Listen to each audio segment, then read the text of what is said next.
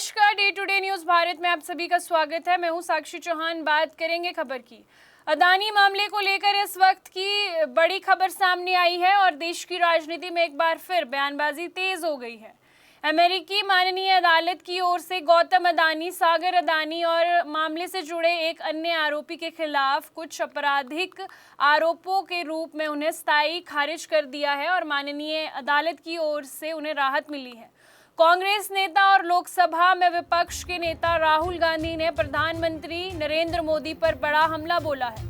राहुल गांधी ने social media platform x पर अमेरिकी माननीय अदालत के फैसले से जुड़ी एक खबर साझा करते हुए प्रधानमंत्री नरेंद्र मोदी पर गंभीर आरोप लगाए। राहुल गांधी का कहना है कि इस पूरे मामले में जितना दिखाया गया है उसके पीछे इससे कहीं ज्यादा कहानी है। उन्होंने आरोप लगाया कि एक समझौता कर चुके प्रधानमंत्री को भारत के हित बेचने के लिए मजबूर किया गया है और देश को इसकी बहुत बड़ी कीमत चुकानी पड़ रही है। अब सवाल ये है कि आखिर अमेरिका में अदानी के खिलाफ चल रहे मामले में क्या हुआ और अमेरिकी माननीय अदालत ने किन आरोपों को खारिज किया। दरअसल अमेरिका की न्याय विभाग की ओर से गौतम अदानी और उनके भतीजे सागर अदानी और अदानी ग्रीन एनर्जी के पूर्व सीईओ विनीत जैन से जुड़े मामले पर आरोप को हटाने की मांग की।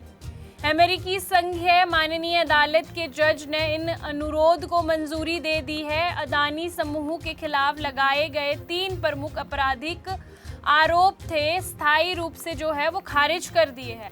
इसमें प्रतिभूति धोखाधड़ी की साजिश, वायर धोखाधड़ी की साजिश और प्रतिभूति धोखाधड़ी के आरोप शामिल थे। लेकिन यहाँ एक बात समझना बहुत ज़रूरी है। माननीय अदालत ने इन आरोपों को खारिज करते हुए ये नहीं कहा कि गौतम अदानी या दूसरे आरोपियों ने आरोपित आधार नहीं किया था। जज के ने साफ कहा कि आरोपियों को और उनके आरोपों को खारिज करने का फैसला अभियोजन पक्ष के विवेक से जुड़ा है, यानी ये आरोपों की सच्चाई या झूठ पर माननीय अदालत की ओर से दिया गया फैसला नहीं है। इस मामले में अभी तक 2 अन्य आरोपों से जुड़े पहलू बाकी है। इसमें विदेशी भ्रष्टाचार आचरण अधिनियम यानी FCPA के उल्लंघन का आरोप और न्याय व्यवस्था में बाधा डालने की साजिश अभी शामिल है। यह आरोप भारत में रहने वाले 5 सह आरोपियों से जुड़ा है जो अब तक अमेरिकी माननीय अदालत में पेश नहीं हुए हैं। अमेरिकी न्याय विभाग ने आरोप हटाने की मांग के पीछे वजह बताई कि विभाग ने आधिकारिक क्षेत्र से जुड़ी चुनौती और सबूतों से संबंधित दिक्कतों का हवाला भी दिया। साथ ही ये भी कहा कि जिन गतिविधियों को लेकर आरोप लगाए गए थे उनका बड़ा हिस्सा भारत से जुड़ा है और भारतीय अधिकारी भी इस मामले की जांच कर रहे हैं। अमेरिकी न्यायिक विभाग ने यह भी कहा कि मामले को आगे बढ़ाना अब विभाग की प्राथमिकता के अनुरूप नहीं है। विभाग के अनुसार इस मामले के मुकदमे तक पहुंचने की वास्तविक संभावना भी काफी कम है।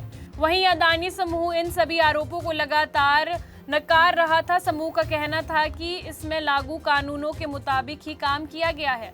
इस मामले में अभी तक कोई मुकदमा नहीं चला, गवाहों से पूछताछ नहीं हुई और माननीय अदालत में सबूतों की पूरी जांच नहीं हुई। अमेरिकी माननीय अदालत के इस फैसले के बाद गौतम अदानी ने भी अपनी प्रतिक्रिया दी। उन्होंने कहा कि माननीय अदालत के फैसले का स्वागत करते हुए न्यायिक प्रक्रिया के प्रति सम्मान जताया, लेकिन अब इस पूरे मामले का राजनीतिक असर भारत पर दिखाई दे रहा है। राहुल गांधी इस फैसले को लेकर प्रधानमंत्री नरेंद्र मोदी पर निशाना साधते हुए उन्होंने कहा कि उन्होंने आरोप लगाया कि इस पूरे मामले में भारत के हितों के साथ समझौता किया गया है और इसकी कीमत देश की जनता को चुकानी पड़ रही है। हालांकि राहुल गांधी के ये आरोप राजनीतिक आरोप है। दूसरी ओर माननीय अदालत के आदेश का मतलब ये नहीं है कि माननीय अदालत ने आरोपों को सही या गलत साबित किया है। माननीय अदालत ने अभियोजन पक्ष के अनुरोध को स्वीकार करते हुए संबंधित आरोपों को स्थायी रूप से खारिज किया है। यानी एक तरफ अमेरिकी माननीय अदालत का फैसला है तो दूसरी तरफ इस फैसले को लेकर भारत में शुरू हुई राजनीतिक बहस। अब देखना होगा कि इस मुद्दे पर आने वाले दिनों में कांग्रेस और बीजेपी की ओर से क्या प्रतिक्रियाएं सामने आती है और क्या ये मामला संसद में फिर राजनीतिक बहस का मुद्दा बनेगा या नहीं। कोई भी कार्यक्रम हो, हम सोने के गहने नहीं खरीदेंगे। गोल्ड नहीं, ठीक है, तो जेनेसिस हाइट देख लो, मैं मजाक नहीं कर रही, क्योंकि बात जब लॉन्ग टर्म एसेट्स की करें तो property investment still stand strong. और जेनेसिस हाइट्स की बात करें तो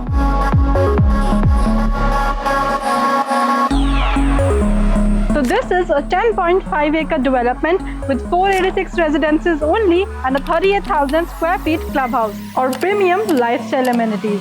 अब गोल्ड लेना है या नहीं, वो आपकी चॉइस है। तो अगर प्रॉपर्टी देख रहे हो तो जेनेसिस हाइट्स को देखना बनता है। आपको बता दें कि day to day news Bharat निष्पक्ष तरीके से पत्रकारिता करता है। हमारा कोई भी रिपोर्टर फील्ड में किसी से कोई उपहार या विज्ञापन स्वीकार नहीं करता और ना ही किसी को ब्लैकमेल करता। हम हमेशा दबे कुचले लोगों की आवाज़ बनते आए हैं और आगे भी बनेंगे। साथ ही हम लोकतंत्र के चौथे स्तंभ को मजबूत करने की कोशिश करेंगे। अभी के लिए फिलहाल इतना ही। देश दुनिया की तमाम खबरें जानने के लिए जुड़े रहिए day to day news Bharat के साथ। तब तक के लिए हमारे चैनल को लाइक, शेयर और सब्सक्राइब करना ना भूलें। नमस्कार।